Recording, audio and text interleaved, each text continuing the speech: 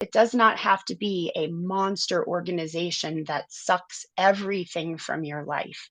But it doesn't, you know what, if I'm giving any sort of advice to someone who thinks they want to start a rescue because they think this is the track that they're going to go down, that they're really going to pour into this, and I try to remind people, because this has been a very difficult route to take, and I usually say it's a good thing I didn't know then what I know now, Yeah. be- because I would have been too scared to try this. It's way too Mhm. difficult.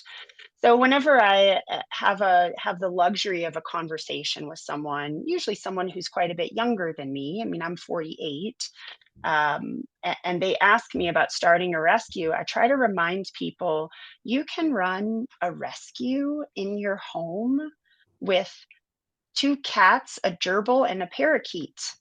That's still a rescue if you're providing them the best of everything, all of their needs are met, they see the doctor regularly, they have appropriate food, they have appropriate health care, that you are still running a sanctuary in your home.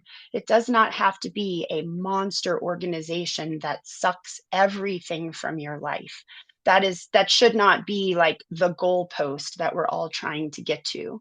The goalpost really should be, are you living a life of compassion and service, not only towards the animals that you would call your pets, but towards every animal that would potentially cross your path? Yeah, I think that's a really impactful message and certainly highlights that even these smaller efforts are just as meaningful as, these larger endeavors that you've been able to work your way up to, or some of the other larger organizations that exist. And I think that it makes it so that anybody of any background, of any budget, of wherever they live, no matter what type of structure they live in, they can still be part of the bigger mission. And I really enjoy that concept of like including people in the rescue community, even if they're they're the 2 cats, a gerbil, and a parakeet person. You're still running a rescue in your home if you make compassionate choices.